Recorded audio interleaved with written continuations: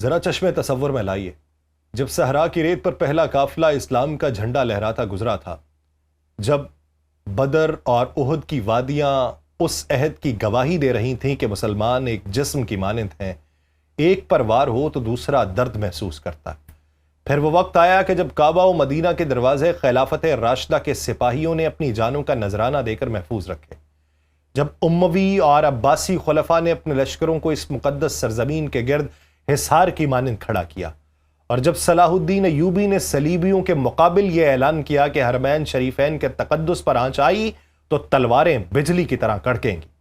ये तारीख का धारा हमें बार बार याद दिलाता है कि मक्का और मदीना का दिफा सिर्फ सऊदियों का नहीं बल्कि पूरी उम्मत का मामला रहा है।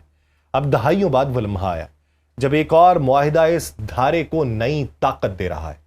सऊदी अरब और पाकिस्तान का यह बाहमी दिफाई मुआहिदा महज एक कागज पर लिखी गई सतूर नहीं, यह दरअसल खून में डूबी हुई स्याही से लिखा गया अहद है।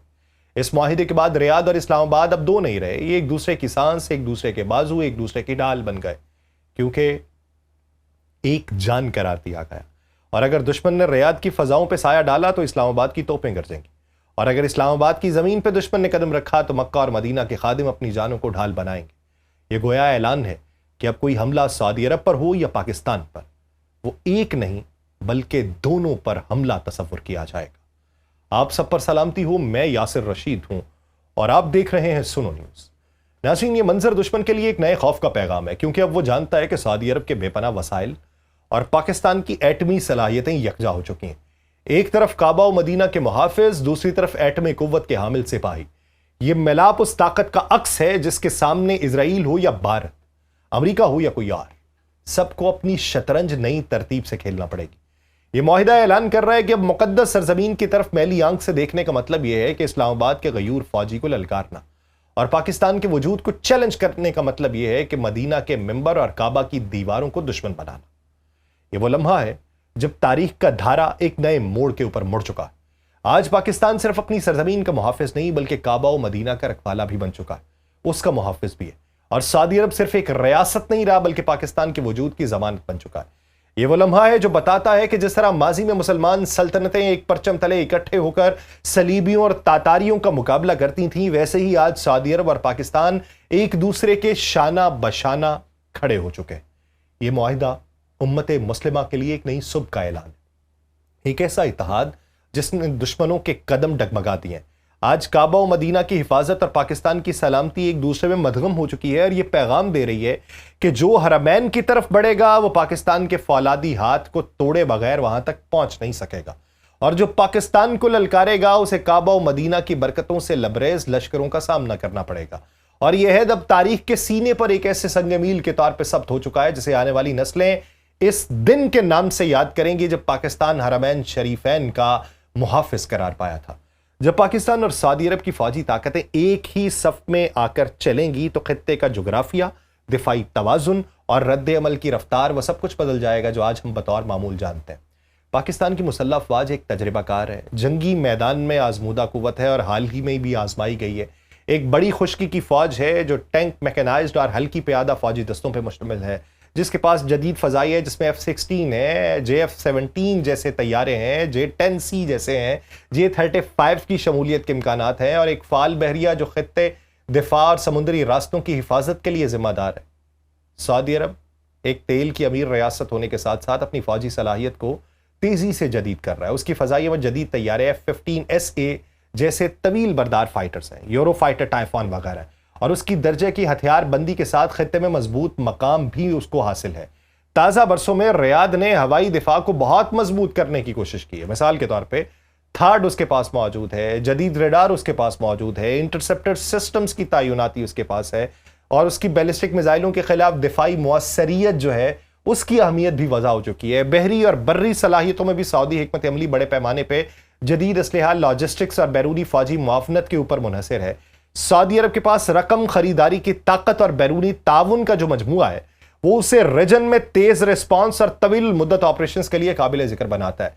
अमली तौर पर यह ताउन कैसे दिखाई देगा, एक सवाल है।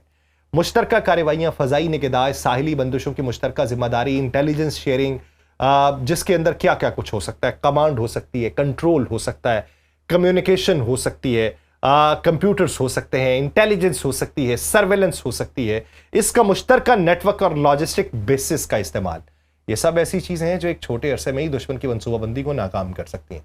पाकिस्तान की तजर्बाकार ज़मीनी अफवाज और सऊदी इक्तसादी वसाइल के इम्तजाज से खाने, ईंधन और सप्लाई लाइन्स को बरकरार रखते हुए एक तवील मुद्दती मुश्तरका ऑपरेशन भी मुमकिन बन सकता है। ये उस सिनेरियो के अंदर या उस मंजरनामे को बयान कर रहा हूं जो मुस्तकबिल में दरपेश हो सकता है। इस तरह का इत्तेहाद दुश्मन को मुताद्दिद महाजों पर बैक वक्त खलिफशार में डाल सकता है।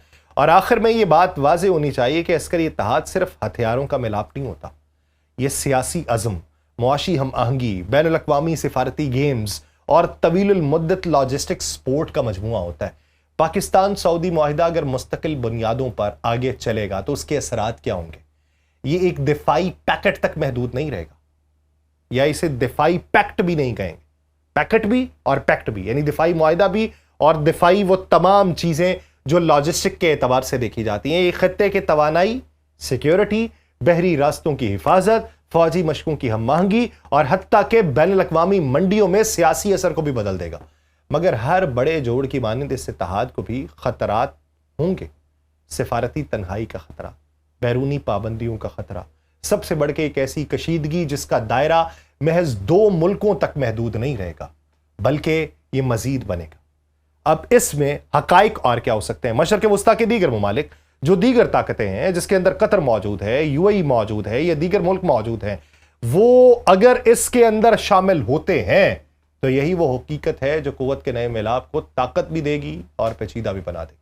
सऊदी अरब के पास आलमी सतह पर बड़े पैमाने पर सरमायाकारी के रब्त और माली वसाइल, खानदानी और सरकारी जो सरमाया है उसका, जिसे सॉफन वेल्थ फंड्स कहा जाता है, पब्लिक इन्वेस्टमेंट फंड्स कहा जाता है, मुख्तलिफ ममालिक, कंपनीज और बुनियादी ढांचों में अरबों डॉलर की वो सरमायाकारी करते हैं। जब पाकिस्तान किसी ऐसे बड़े मुल्क या ब्लॉक के साथ खड़ा होगा जो सऊदी अरब के मफादात के खिलाफ कोई जारहाना कदम उठाने की सोचे, तो रियाद के पास तिजारती सरमायाकारी और मालियाती जराए होते हैं जिससे वो अपना दबाव बरूए कार ला सकता है, बराह रास्त सरमायाकारी रोक सकता है, ऑयल सप्लाई या तजारती रसाई में मुश्किलात पैदा कर सकता है, या बैनुल अक़वामी कंपनीज को हिदायत और मशवरे दे सकता है जिसके जरिए मुतल्लिका खित्ते में अपनी पोजीशन महफूज रखने का कह देना। इसका मतलब यह है कि जिस मुल्क ने किसी भी कीमत पर पाकिस्तान को तनहा करने या उसके खिलाफ कार्रवाई करने की हिम्मत दिखाई, उसे इस इम्कानात के बारे में सोचना पड़ेगा कि कहीं उसके खिलाफ अरबों, शायद ट्रिलियन डॉलर्स के सौदे दाव पर तो नहीं लग जाएंगे। ये इक्तसादी असर कई अमली रास्तों से पाकिस्तान के हक में काम करेगा। पहली बात,